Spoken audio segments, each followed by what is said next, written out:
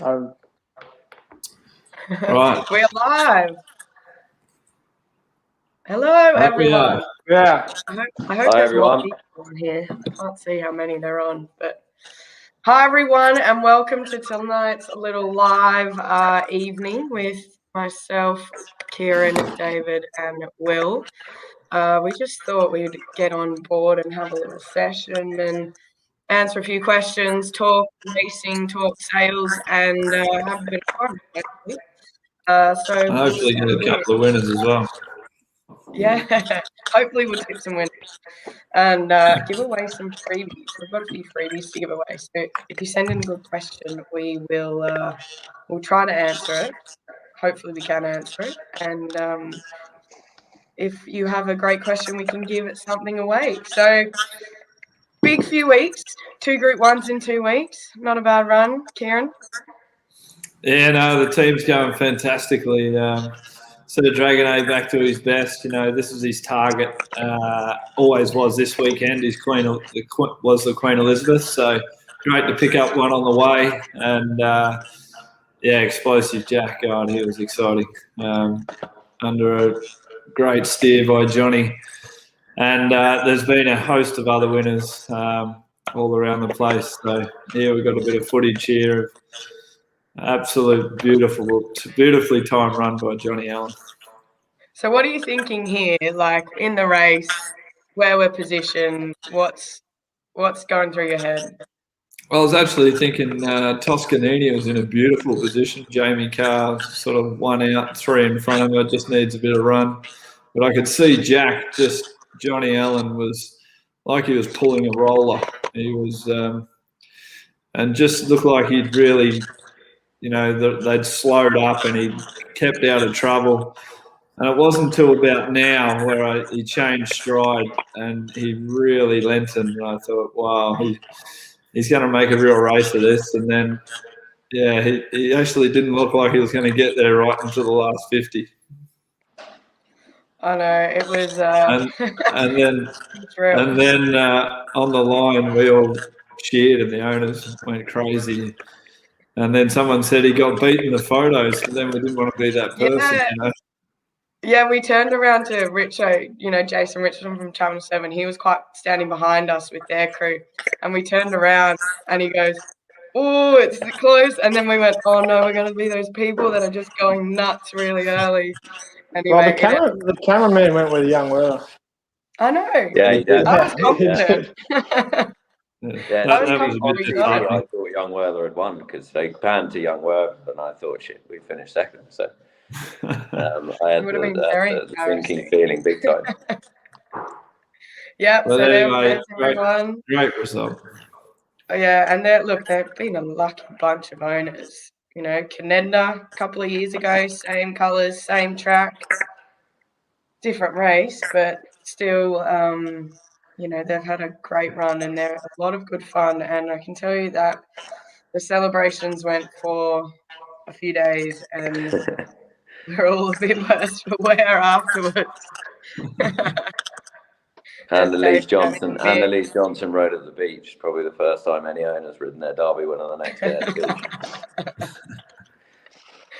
Oh God, it was all quite a bit of fun. A lot of fun actually.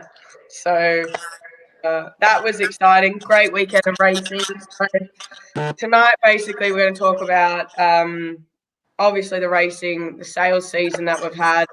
We're going to preview all the runners for Saturday in Sydney, Melbourne, and Adelaide, and obviously do some Q&A. So first we'll start off with the Queen Elizabeth and the fact that, yes, the Royal Rumble, as it has been so aptly named, between the Dragon, a Dave and Very Elegant. You know, it's a bit of fun doing these billboards, a bit of advertising that's going around. You know, obviously people have an affinity with, you know, sporting teams and athletes, and now, you know, we're going to try and do something a little bit different. So, you know, it's kind of sparked a little bit of a flame to try and get this off and going. And yeah, well, it has, hasn't it? John O'Neill and Aussie Kia, they've fortunately got a business that has these billboards, and they can have a bit of fun with it. But no, it's great. The focus is on Sydney. It's the biggest thing in racing in the autumn, and it's great they've got behind it. And hopefully it is a Royal Rumble. It's certainly shaping that way between those three. And it looks a very exciting race on paper, and hopefully they all pair off down the straight. And let's not forget the other runners in the race as well. Well, I was about to say, Australian Bloodstock have jumped on the bandwagon, and they did a promotion with Mugatu. Kind of the same sort of thing. Mugatu's had a fantastic prep as well, so we better not leave him out. So that's why it's a Royal Rumble. They're all involved. Exactly, and the Dragon's got an exciting spring ahead. Obviously, this is the aim for the autumn, but looking to the future, the Tancred got him a very elite invitation. Yeah, it did. Bossy was in control here, wasn't he? He looked the winner a long way out. This race carried a invitation to the Japan Cup, which I think would really suit this horse. He's the harder the race and the tougher it is, the better he goes. So, he'll be aimed at the Cox Plate, and then most likely take up that invitation, and all going well, and head across to Japan, which will be very exciting and a lot of fun. Tell you what, you watch that race, Ciaron. Southern France makes you feel good, doesn't he? Just cruising through the background there. Yeah, he did. That was only second up for him. And, the Sydney Cup was always a target for him. It is a handicap, and he does have a little bit of weight.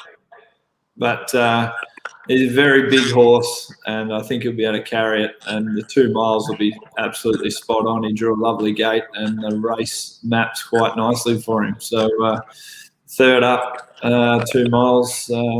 He's got a great show. The last Aussie horse to win the Japan Cup, Ciaron, better loosen up. You would have been there at Hayes' Den, wouldn't you? Yeah, I used to feed him out in the pony paddock where all the retirees were. When did I go there? It was about 2000, and I might have been even earlier than that. It was around the 2000s anyway. Yeah. But we'll go with that. It was a while ago. But I'm not even going to say that. Okay.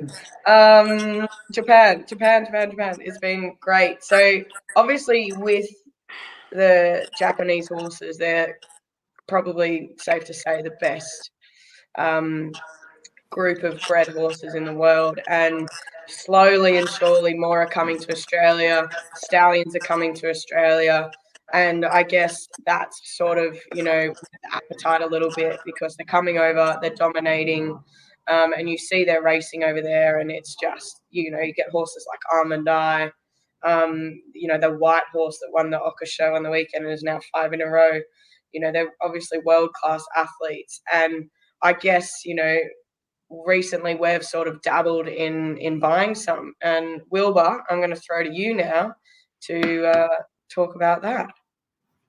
Yeah, well, Japan's interesting. Like, so you look at the staying horses in England, and we try and get a few, buy a few over there to compete in our staying races here, because we believe they're superior over than here. And they race for little prize money over there. So you actually can achieve that. You can buy horses from England and Ireland. But in Japan, I think if you race a horse and it's average, you make money. Like, their prize money is phenomenal. So you see the 5th, 6th stringers that have been purchased, like Brave Smash and Toast and Stardom. They come out here and they're nowhere near their number 1 horses out there. Their bloodlines are phenomenal. They're great horses. So the way we are tapping into that is obviously through yearlings, and yearlings that are bred Southern Hemisphere time in Japan, and also shuttling stallions.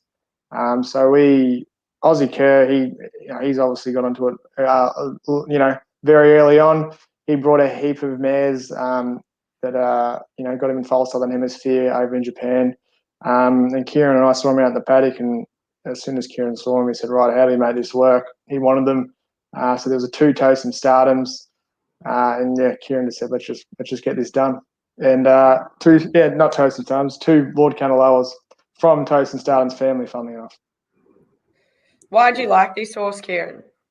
He just looks like a. You can see him there on screen. He's a ball of muscle. We've seen what Tagaloa did. In the Blue Diamond, very tough horse. Sort of, he's a bit like Sir Dragonet. Actually, the harder the races run, the better he goes. And I just thought this horse was strong. He's got really strong bloodlines, and he's built like a tank. So I thought he'd be a decent 2-year-old. And as Wilbur alluded to, I wanted him in the barn, so we got him in, and we're starting to break him up now. And Toes and Proud Dam, is that a half to Brave Smash, a full to Brave Smash? Yes, yeah, it is, yeah. So a very well-bred family. And we did buy a couple, obviously, Wilbur, as you were saying. Yeah, we went hard at Easter for a few, but Ciaron, uncanny, we obviously saw these horses in the paddock in December. We did the deal. We probably there was probably a bit of money left on the table. It was very advantageous for us and our clients, buying them in December and seeing the market have a huge appetite for Japanese horses and horses in general, being up an extra 100 million spent on horses this year. So the fact that we secured them in December was sort of, getting a little win there and hopefully get them through the system and, get a result. And we thought we valued them pretty fair, but then as the sales season's rolled on, like the prices have gone through the roof. So they look sort of reasonable, very good value. I wouldn't say cheap, but they're certainly very good value compared to what the rest of those sort of. Well, is that your food delivery? I think so. Is that your dinner? Yeah. So yeah, they're nice horses. They're broken in. They're ahead of the game, and they're going around for their second little preps now. So quite exciting to see how they go. And obviously, you really like them because we bought a Lord Canaloa at Premier. We bought a Just Away Billy.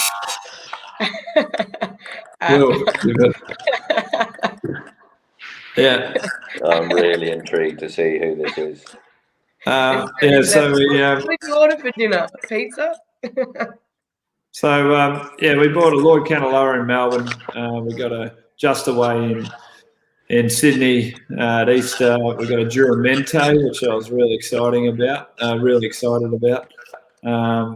Out of I think it was a sister to a Japan Cup winner, so some very strong bloodlines there, and obviously Aussie's yearlings as well. So we've got a good host of that flavour through the stable, and pretty exciting. They're nice horses, and they're doing the job on the track. Yeah, so I mean, it's always part of the process. Then obviously, once we buy them, we send them to 80, and 80 does all our breaking in and has come on board to join us tonight. Here he is. And he is the man behind all the education of all of our youngsters that we buy. So, I mean, 80, talk us through a little bit about what you do when they come to yours. They step off the track from the sales, and what's the go from there? How are you all? Well, I suppose they arrive from the sales quite full of themselves, and you just sort of got to get them in a group and pull a little bit of the grain out of them. A lot of the time, we like to give them a break, a week or 10 days off, and pair them up with a few mates that they'll be broken in with, and then and we just start the process. So basically, the process is preparing him for what he's got to do tomorrow. So whatever you do today is basically getting him ready for what you're going to do tomorrow. So there we are, getting on one. But listen, it's like you got to be fairly disciplined. They're people's investments, and they've got to be treated like that. And we do have to put them under a little bit of pressure. It's I think the young horses this day and age are put under a fair bit of pressure as far as getting them to the races and dealing with crowds and moving them around and what have you. So we do our best to cover all bases and get the job done. So when they're breaking in, you know, some of them sort of stick out. What traits do you look for, you know, characteristics, you know, in these sort of earlier types that you think, wow, this horse could be something, or even in, you know, staying horses, if they just feel good, like what sort of, you know, makes you go, wow? Oh, you usually the first glimpse at them, you'll go, oh, this is, you know, they have somewhat of a demeanour about them. And I think Ciaron's quite good at picking that up as well, because we see it often. So, but they have a self demeanour where they're fairly in control of themselves and they seem to cop whatever you ask them to do, and they just have a quiet eye about them, and you know, like there's a few lengths in itself if you can get a horse just to surrender to the bit and surrender to your hand, you know, in a kind way, you know, you're basically halfway there, you know. They have it, you know, the good ones have a walk and a swag about them, and you just know, you know, there's something about them. I think, Gab, the breaking process is something we obviously have put a lot of focus on, and Adrian and myself have a lot of similar views, and he's got a great confident team, and I think that shows in the yearlings when they come in. You know, they're very confident. They walk out in a group. They're in Caulfield for their first day. They walk out as 6 yearlings together, and there's never an issue. You know, same when they go to the gates. You know, you can tell people that are very confident have been looking after them because they're very confident horses themselves, and I think that's something that's often overlooked in the process of a racehorse's life, and something that we focus a lot on, and why we use Adrian and his team, because they're obviously very good at it.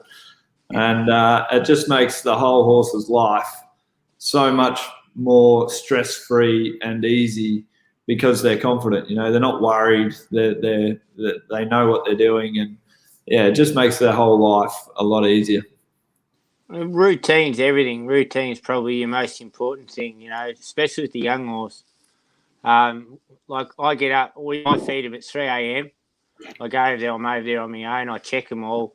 They're all fed at 3 a.m. and then the box cleaners come in and they clean the boxes, and then they get their hay, and then they know they've got to work. And I think if a young horse knows what he's got to do for the day,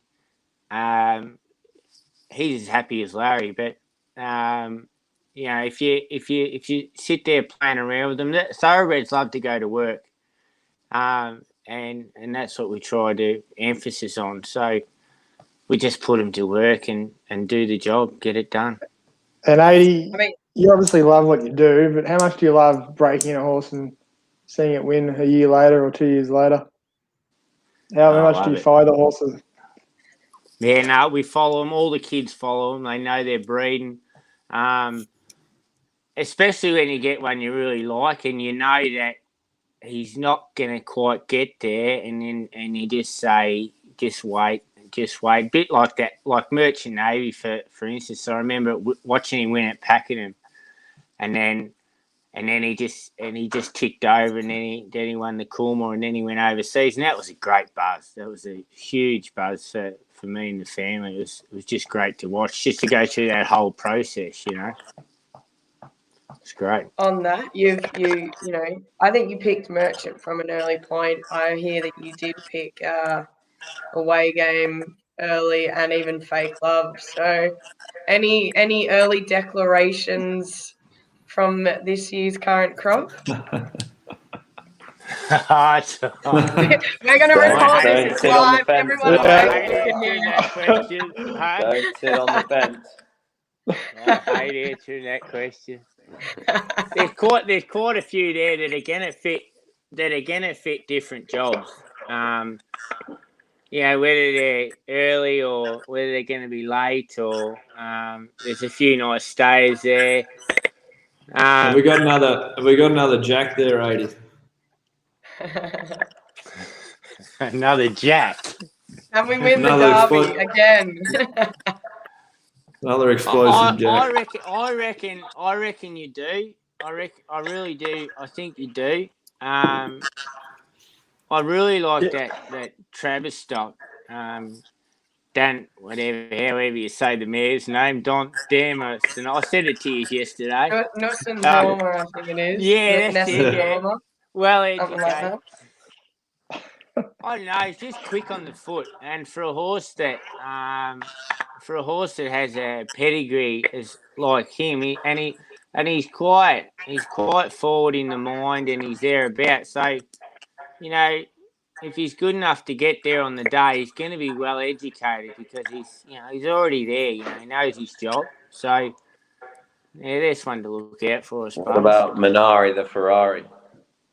Oh, Minari the Ferrari. I did hang my head up. I did that. I don't know why, but yeah, I thought she was a real Coolmore type filly. She had a great length of stride. She didn't. There goes my phone. She didn't warrant the company of others, and I think that's a big one to look for when an animal doesn't seek the company of others. You can train the legs off them and they listen to you. They're completely focused on you all the time, and I truly believe they're born with that. Whereas you get the others that do need that. The company and that bit of a soft hand. I suppose you just got to use your mind a little bit. But she was one that she was on the job from day dot. So I'll be interested to see how she ends up. He did put a label on the jukebox very early. Also, he wasn't bad. He was one that as soon as he put the saddle on, he knew the job as well. Great. He was a great horse. He had issues and with his feet mainly, of course.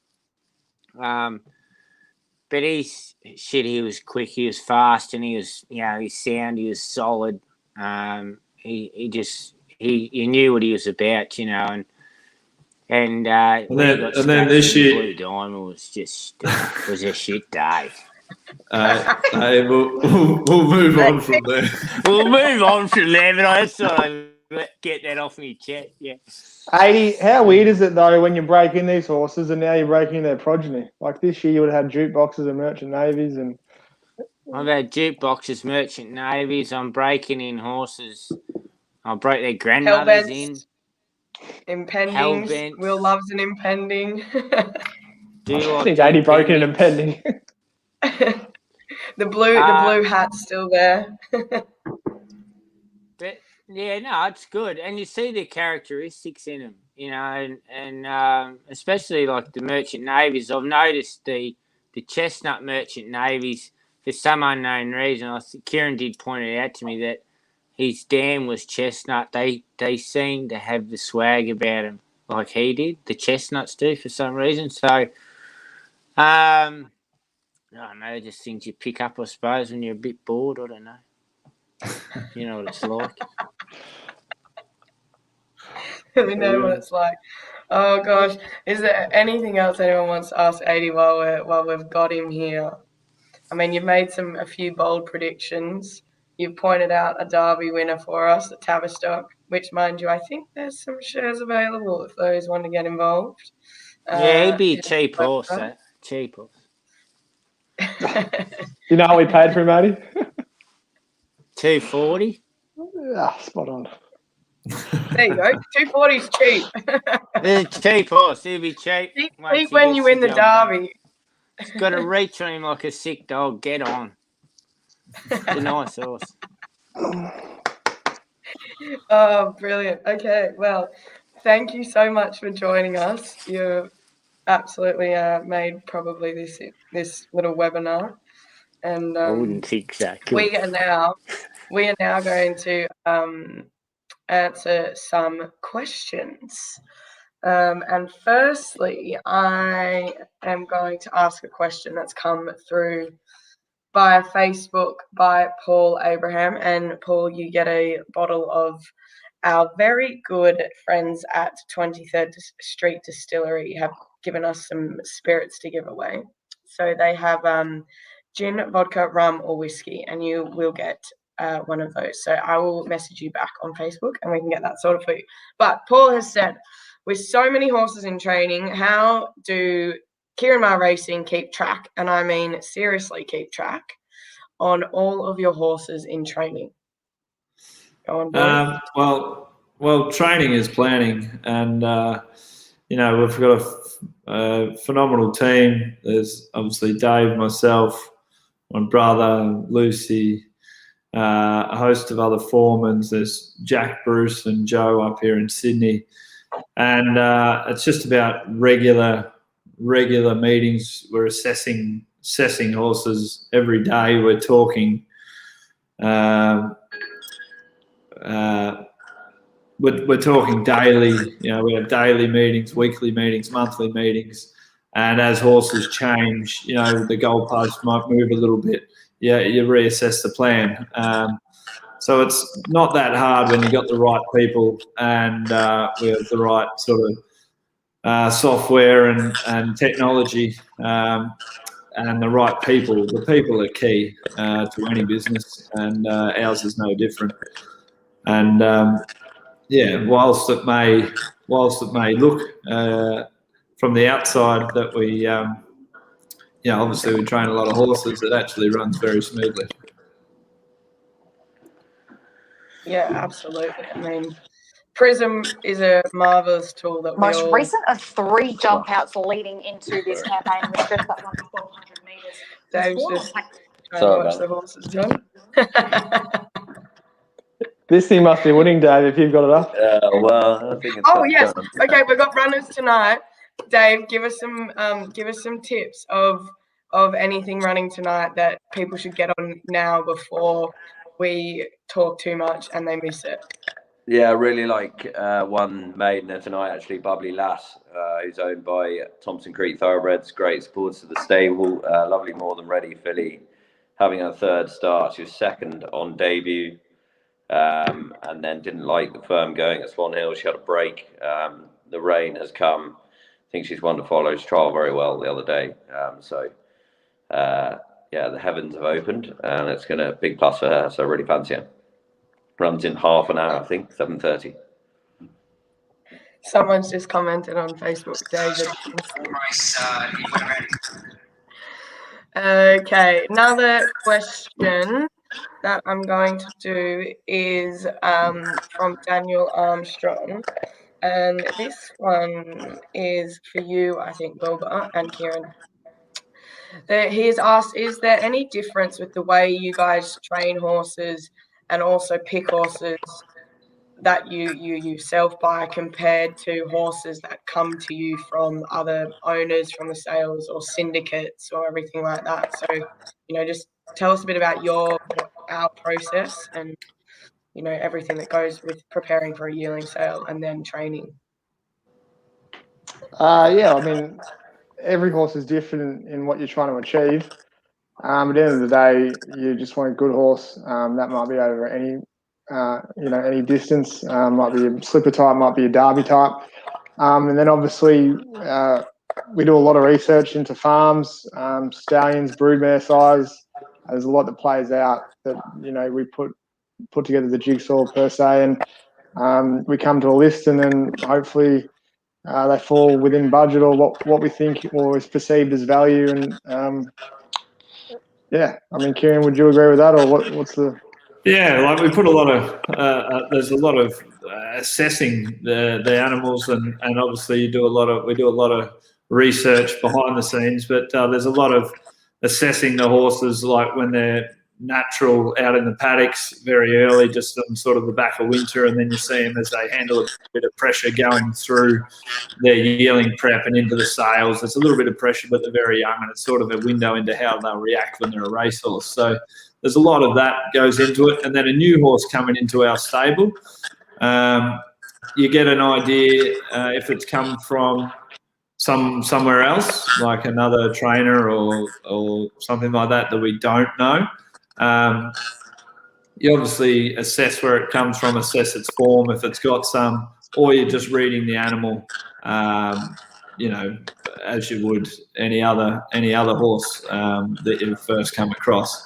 And you start to read its characteristics, what it likes, what it doesn't like, whether it's going to get over a bit of ground, how its action is, its history, and it's just all a process you go through, as we do with every horse, just getting them as happy and as free as you can in their action to produce their best performance. And I think, obviously with yearling sales, people have different, opinions and look for different things, like different trainers. And growing up on a stud, I was sort of, you're always looking for the kind of the perfect yearling. But as a trainer, you see things that, you can manage, you can train, and then realize, you've had horses that look that way before and you think you might go yes to that. And it's the same sort of with, syndicates. They often buy, families or, things that are associated with because they've had luck with it. So everyone sort of has their own little pieces of information that they sort of stick to when they're looking at yearlings. But how are we travelling here, Dave? He's putting himself on mute.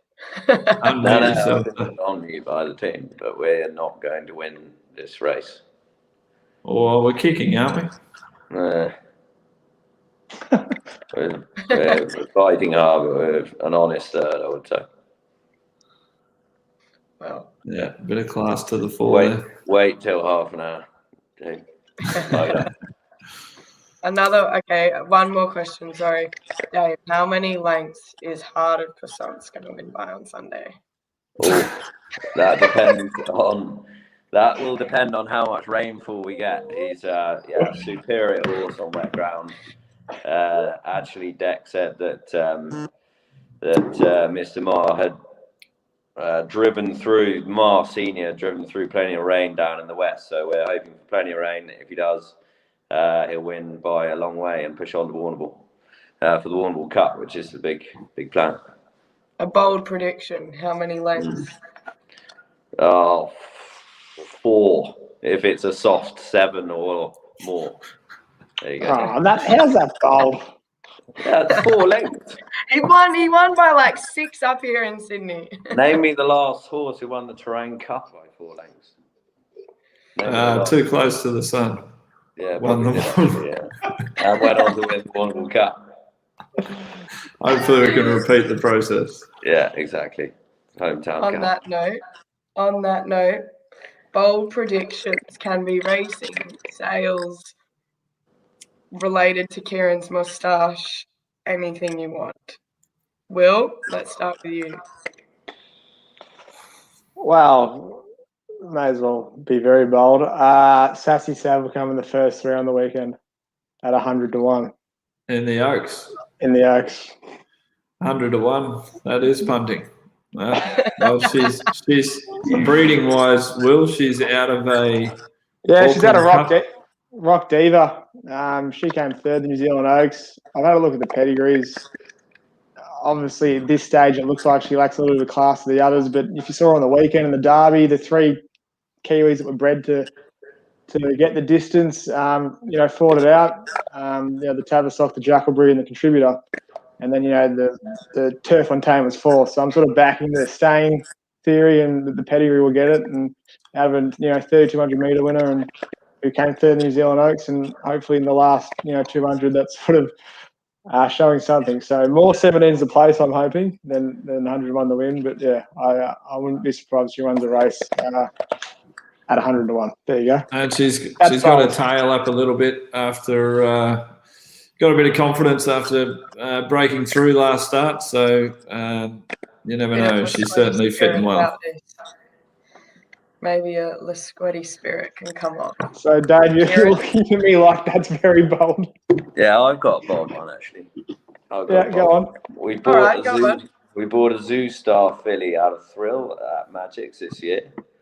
And I think it'll win the 1,000 guineas in the spring. next year, which is Ooh. 2022. There you go. How many zoo stars get the Jeez. mile? Yeah, she will. I think she will. Bit of stamina on the damn side. Okay. Zoostar And, Thrill. My There you bold go. prediction. My bold prediction is a little bit left field, but I think Flick It Over might be the best jumper I've ever trained, and he hasn't even had a jump start over hurdles yet. That is bold. Gab, But you're not getting out of this? oh, I only have one, so I'm going to steal one that we said. I think Ciaron and Dave will train the Melbourne Cup winner this year. What horse? I don't know, but you'll train because that'll be a I like celebration. it. I like it. Positive, optimist. There's a few in the moment that are being targeted towards it, and there is a question in the question thread that says, what horses are we targeting for the Melbourne Cup already? The obvious one's Persan, and I don't know if the Warrnambool Cup. That's actually again that's bold predictions again. Settle down. Persan and Is that what we're going? Elise Johnson said Explosive Jack. I love it. Yeah, Explosive Jack. He's got a couple more targets to hit before we get to the Cup, but A few more derbies. a couple more derbies, and Persan would be our main one going off last year, you would say, but there's a host of other horses. I think it was sort of this time last year, Persan was going around at Wangaratta, probably not quite, it was a little bit earlier. He was going around at Wangaratta in a maiden, and he went all the way to the Cup. So, hopefully there's a few smokies in the yard there that keep holding their hand up or their hoof up. Okay, so on that note, let's preview Saturday for now. So we'll start in Adelaide. Obviously, we've got a few going over there. Let's get it up. So we've got We'll kick off with Generation. Snitzel Colt out of a really fast mare, Fontiton. Will a bit of breeding there. I think she won the 2 lead-ups to the Blue Diamond. Fontiton was very early favourite for long time favourite for the Diamond. Anyway, this colt's come together well. He's drawn the pole, and he should land on the bunny and hopefully get the job done. So hopefully we can start the day over there in Adelaide the right way. We then move to Montesira. I reckon she'll improve off her last run. She's got a lovely draw as well. Jai's over there. What are you laughing at? Jai's over there. I'm laughing at the fact Daniel again, who just submitted a question. I'm going to send you like 2 bottles of alcohol. Is that a trophy on David's ironing board? Dave, you're on mute. Yeah. David, you're on mute. You're on mute. You're on mute, Dave. Unmute? Dave, you're on mute. Sorry. Is that a trophy? That is a trophy in the background. This is the Warwick World Cup. Oh, I'm glad you asked. One on Saturday, and well done, Dave. It was our first winner in partnership. He's very dear to our hearts, but he's also owned by my housemate and a great friend of the stable, Felix Castle. So it was a big thrill. So it's got pride of place on the ironing board, actually. Well done, Daniel, for picking that up. Thanks, Jeff. Well, sorry, Ciaron. Yeah, sorry. Back to Morphettville. I'll get through it. I think Generation, Montesira, and Steinem, a really progressive filly. She's got barrier 20, but she's got a lot of class. I think all those three can win. So hopefully we have a really hot day in Morpheville.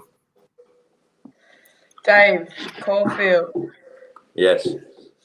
Can you, do you want me to Busy review day the at runners, Caulfield. or have you got them there? Showdown day, bogus gold breeders day. Very good prize money on offer. We've got a whole host of chances. Think we'll probably struggle in the showdown. Best chance is Howamatic. I think she trialled very well last week, and races for excellent prize money. But I think it's sort of north of 2 million on the day. Really good initiative by Victorian breeders. And also just really looking forward to the return of La Chevalier, who was a really nice filly who raced very well through the winter. It's had almost a year off because we sort of wanted to target soft ground, and is owned by Bob Crowley and friends who've been waiting a long time for her. So although she may well need the run, we look forward to seeing them at the races. And yes, just a nice filly. I think she's well worth following through the winter. So stack of chances, but I think Howamatic's our best. And then we turn to the main event in Sydney. So, Ciaron. We kick off the day with a 2-year-old Crystal Bound. She couldn't have been more impressive her first start. The times and fractions as you break down post the race were very slick. She stretched out well, and she's already had a prep up here in Sydney. She had a prep, she had a trial, and then went back down and had another prep in Melbourne. So she's already had the experience up here, which will hopefully hold her in good stead tomorrow. Jason Collett sat on her the other day at the Breakfast with the Stars, and I think she's got a lot of talent, and it's a pretty good race, but they're always going to be when you're racing for $1 million. So hopefully she can bank that and move on for Campbell and the rest of the team. And then we move on to Sassy Sav, who we've covered just before. Amish boy, he's just always overs, always. I think the last start he started $60 and ran third the Newmarket. I think he's second outsider of the field again. I think he's going super. He's obviously in a hot race as well. And I think he beat the favourite last start. And he's travelled up. He's nice and fresh, and I think he will run a race. So each way there for sure. Southern France is in super order.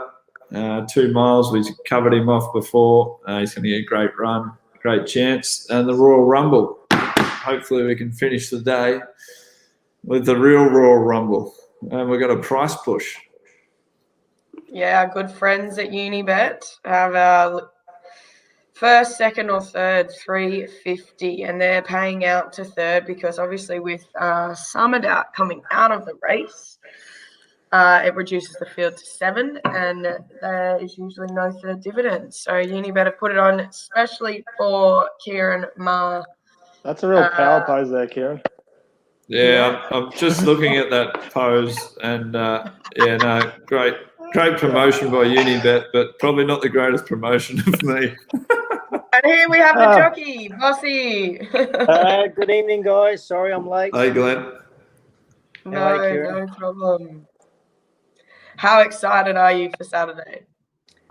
Yeah, I did a promotion day, and I was actually getting goosebumps just talking about this race. It's it's so exciting. Just hopefully we get the top 3, but there's a few more in the race, obviously. But the top 3 really going toe to toe, and I just hope they're all at their best on the day, and they can make a real big impact as far as for the crowd, because that's what we want to see. We want to see the greatest horses competing at a really good level over a great distance.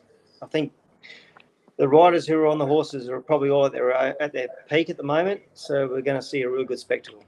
Do you like your label there, Bossy, below you? Group 1 maestro. I didn't do that. You have to ride it when you come in. Yeah, I didn't do that. Bossy, that's a good point. When you're riding in a race and a big race like that, you mentioned they're all riding in good form. Do you ever actually, sort of identify if you think a rider's on a horse that's favourite or in the market on a jockey that's you think lacking a bit of confidence and you might be able to intimidate? No, not really. I've never been about that. All I've ever done through my whole career is actually looked after my own backyard. I ride my horse for his very, very best asset.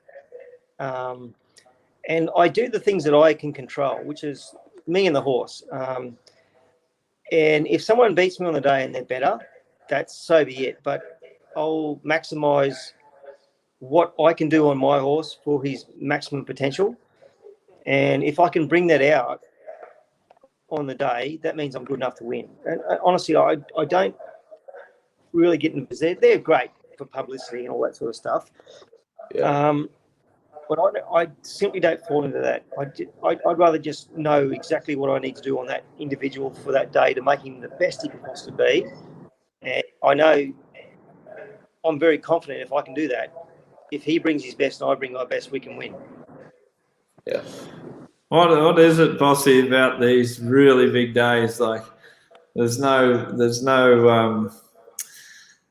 it's well documented. Like, there's no better person on the biggest day for you. So how do you prepare and get yourself ready for such a day? Ciaron, it's just all about the process for me and trusting the process. Like, obviously being part of this horse's journey, riding work, having the communication with you yourself, sort of. We've obviously got the same goal. We've got the same belief. We know where we're going. I get so much confidence out of just being in that part of the process. And to be honest, part of that process is the bigger thrill. I like being part of that.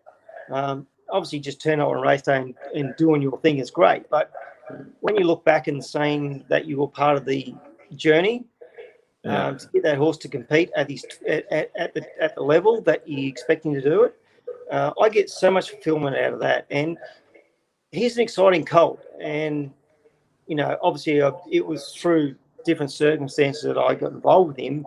But since being involved with him, I've really fallen in love with him. I just love the way he goes about his business. I just love the way he's doing his thing. It's been a bit of a learning process as we've gone along. No doubt. And I've learned a lot, not just through how you've gone about your business, but I've learned a lot through this horse. And I've probably learned a lot about myself, because you can't take things for granted, and what you think are set in stone or what you think will work can be so far from the truth. And so you're learning all the way. And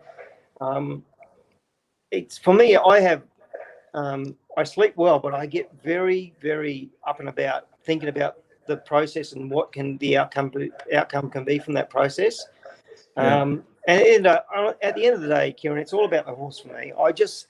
I love looking at them. I love being on their back. And to get on a horse that with this quality, sometimes you have to pinch yourself. Like, he's just a beautiful colt who's had 15 starts in his career and is probably just starting to show his best.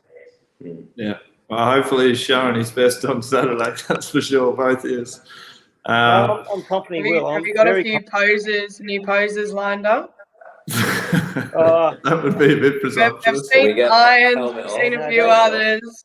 Nothing's ever planned, Like the last start when we won the Tancred, I was in a bit of shock, I knew the horse could do it. I went past the line and he could have beat them 4 or 5. I was just in a bit of shock, because not shock. It's just, it was justification, because I knew, I spoke to Ciaron through the week and we spoke about, people who want to pop these horses and, and I take it very personally. because I have so much faith and trust in these animals. And I said to Ciaron, I think I worked him on a Thursday, and I said, I can't believe people want to pop this horse. We got it wrong early, and it will be justification if he comes here on Saturday and smashes him, and that's what he done. So I was just more pleased. I was just more pleased for the horse. That's what it really is all about. Ciaron, what was that stag you trained? And Bossy rode him at Crawford that day. You led Bossy led all the way on the stag you trained, and he stood right up. What was that pose? What was the horse called? Mr. O'Kieran or? Yeah, Mr. O'Kieran. Oh yeah, that was a beauty. That was.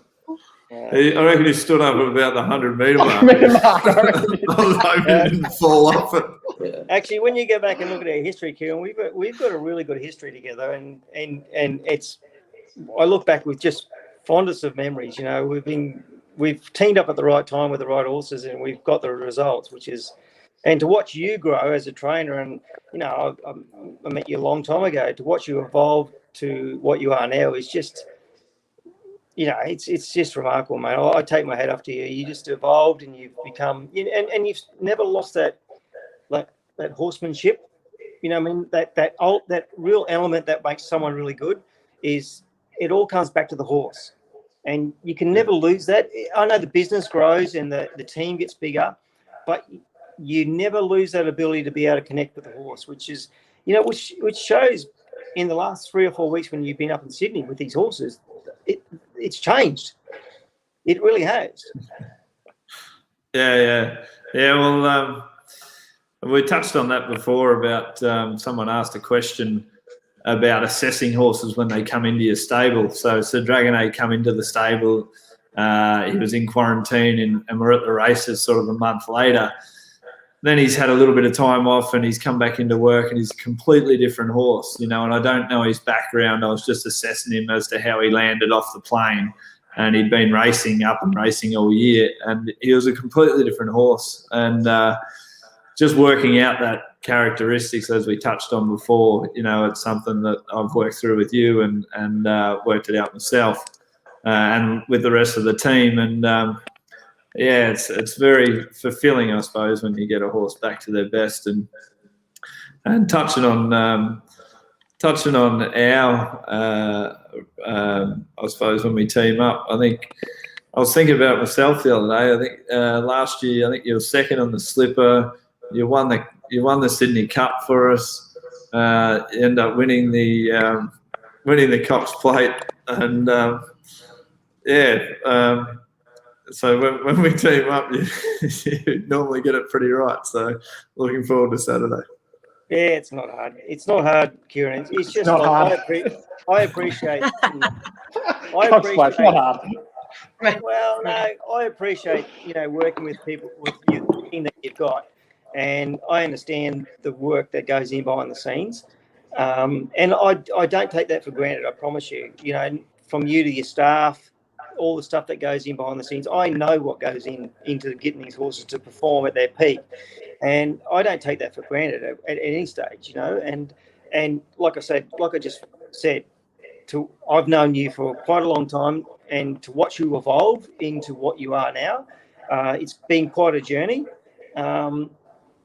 And just the way you've been able to build your team but maintain that one-on-one with the horse. Yeah. It's so important. And you've done it very well, and I take my hat off to you. Well, hopefully, Glenn, we can evolve a little bit more on Saturday. Really looking forward to it. Well, there's only one way up, Ciaron, and that's up.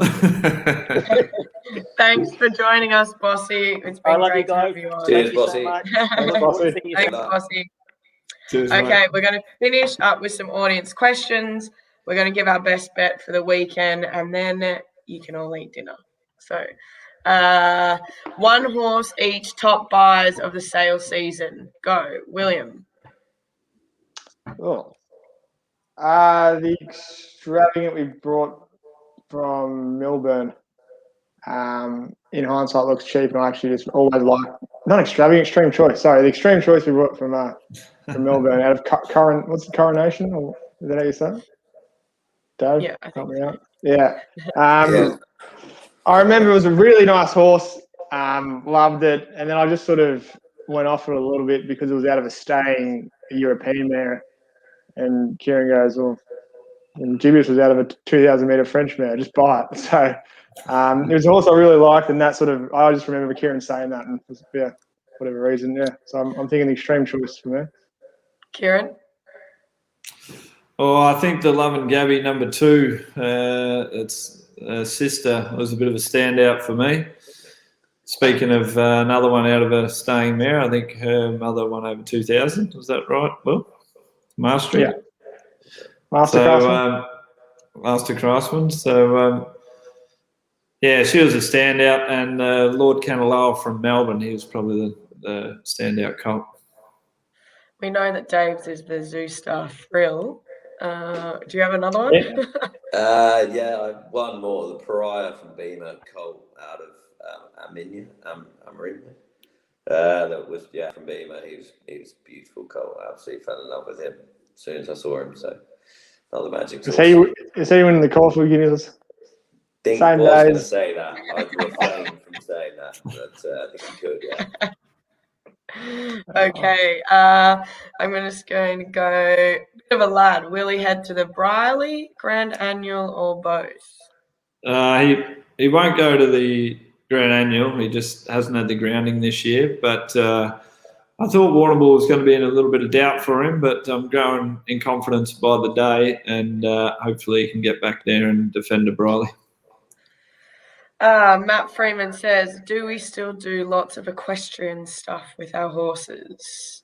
The answer is yes. It all happens at Cavallino, which is our pre-training operation in Pakenham before they come into the system. Yeah, that's right. We that's something I've always, you got to, the best muscle is the most supple muscle, and racehorses can get a little bit stiff when they're going around tracks and stuff like that. So, yeah, we try to keep that suppleness in them through the dressage and the early part of their.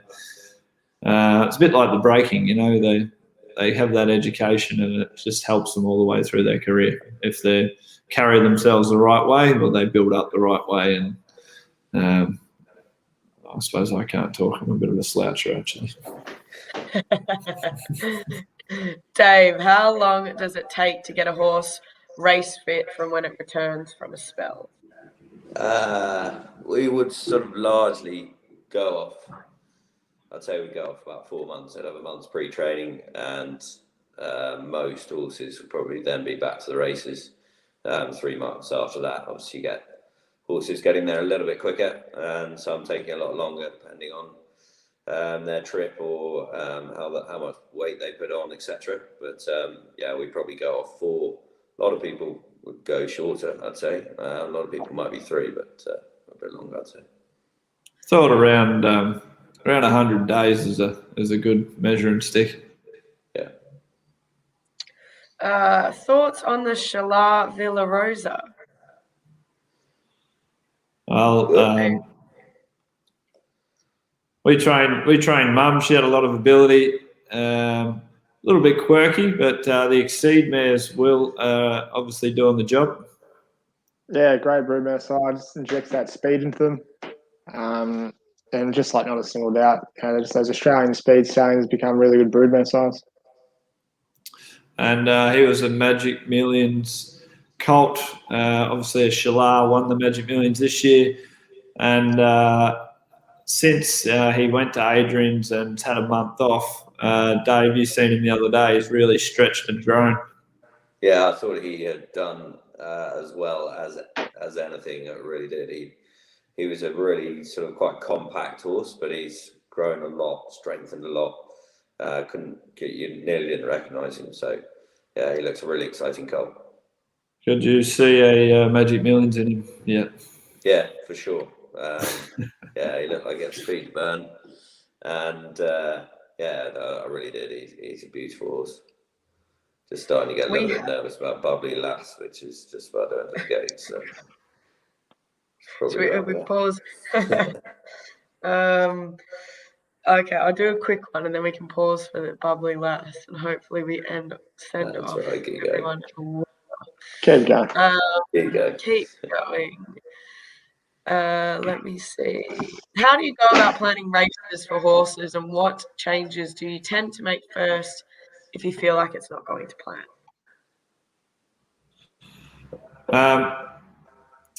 Well, race planning, we go through race plans every day. Every horse that has a jump out, every horse that has a race. Some horses have targets. Like the better horses will have targets, and their race plans are more laid out and very obvious. And you'll see our other horses, like the younger horses, having their first start, like Generation, for instance, this weekend. He was accepted at Cranbourne. We're happy to run there, but he drew the outside, and we also had him accepted in Adelaide, and he drew the pole there, and we thought that was a better option for him, not only for the barrier, just we thought they were pretty even in the strengths of the races. So they can get sort of we do place the younger or the more inexperienced horses in quite a few places and try and pick the right race, which is essential. Good one. How are the Hellbents going that we got? We've picked up 3 Hellbents, I think, from all the yearling sales. And 80 actually loved them. He said they had a really good brain to them, didn't they, throughout the whole breaking process? Bubbly, come on, Bubbly. The Hellbents. I really liked them. We'll pause. Can you the give us Hellbents, live commentary? Yeah. Well, Johnny's just edging to the outside here. Oh, bird just flew up. There we go. It looked to be letting down nicely. Never in doubt, David. Oh, come on, David. Come on, David. Kick. Come on, David. I might have just peaked on a run. No, she has. David is not a very good tipster. Hey, that was pretty good. That was pretty good. I said she played well and come on for the run, didn't I? Yes, she did. So the Hellbents, they seem to be a nice line of horses. He seems to stamp his stock Hellbent, and Will, you would attest you've seen a hell of a lot of them also. Yeah, very consistent types, and obviously given every chance by Ciaron. The mares that he's covered are really, genuinely high-class mares for the service fee that he stood at. So although it looks like you're paying a lot of money for him, there was a lot of mares that were worth, 200-300 grand. They're getting covered by, a 20 grand stallion. So that obviously makes up half the horse, and they're consistent types and from good pages, good running mares, good families. And so that's why we're happy to buy them, and they've obviously gone the right way, according to 80, Ciaron and Dave. Some would say, Gab, that the mare makes up 3/4. And the stallion just sort of is the last little bit, or at least 2/3 anyway, which I tend to agree with. Women do all the job. Yeah. Well, they are. They certainly in racing at the moment. We've got Rachel, what's her name? Rachel Blackmore. Absolutely flying. You've got Jamie Carr and Gabrielle Nutt. Gabrielle. Yeah, please. I like this one. Does it help being a trainer that can ride the horse and give you an advantage in assessing them? I think it certainly. I think it certainly gives you a very good understanding. I was fortunate enough and skinny enough to ping a few round in a few races, and but just riding them, you get. You hear people talking about, I suppose, it's second nature for us, but you hear people, trainers and jockeys talking about action and stride and, jarriness and all that stuff. You just get a very good understanding having ridden. I know there's I was going to say there's plenty of ways to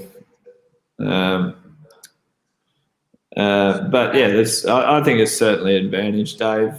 You had a reasonable career in the saddle as well. Yeah, I had a reasonably bad career in the saddle, but I think it really helps as well with which jockeys suit which horses, and even at home which riders suit which horses. I think you get a very good understanding of which jockeys have good hands, which ones are better, a bit more aggressive, a bit more forceful, and which horses sort of need that. So, I think it's a really big help. I think it's massive. Dave, did someone tell me he rode in a race 3 kilos over and he got beaten in the nose or something like that? That did happen. That did happen. Rode in an Epsom Derby. You didn't want to forego the roast dinner the night before, and didn't get out of 21st the night before, which didn't go down very well. But, I never rode again actually. That was my last hurrah. Oh gosh, well, there are plenty more. Actually, last one. Cheryl has asked, when is the hair lip going? The hair lip. Well, the mighty Cheryl.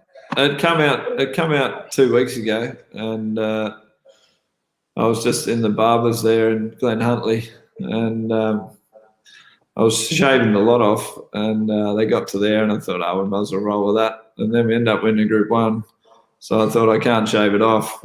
And then we're fortunate enough we kept the ball rolling, so there's no way it's coming off for this weekend. A lot of people have commented on it. It's a bit of PR. It's great. We're going to wrap it up. Everyone give a best bet for the weekend, and then we'll say goodbye. Will, let's start with you. Well, I can't back down now. Sassy Sam. Yeah, it doesn't get much better than that. Yeah, I can't have a little $28 a place. Yeah. Oh my God. Okay, Ciaron. Well, I'm going to have to go with the Dragon. Yeah. All right, Dragon, Dave. I actually think the Amish boy is, he's absolutely ridiculous. He was going to be mine. He's in great order, and as Ciaron said, for whatever reason, he's always underestimated his huge price. I was going to pick Amish boy too, so in that case, I will go left field, which is not left field. And what are you going to say? What about that little filly over in Adelaide? She needs a little push, I reckon. Oh yeah, she's gonna romp in. We'll go Steinem. All way, all day, every day. Let's go Steinems. There I said. So thanks everyone for tuning in. Thanks for your interaction, your participation. It's definitely made the little live. I hope we haven't bored you to death, and hopefully you can have a bit of luck on the punt. If you want to get involved with any horses, feel free to reach out to any of the team. All our details are on the website. All the horses for sale are on the website. And have a good evening. Have a good weekend. Enjoy the Saturday. Enjoy the racing. It's going to be exceptional. And we might do it again sometime soon. Maybe before the bull. We'll do a bull preview. Yeah. A little bull webinar. No, thanks, and hopefully we've steered you into a couple of winners and give you a bit of insight into the process and the way we do things. Thanks, guys. Thank you. Bye, everyone. Okay.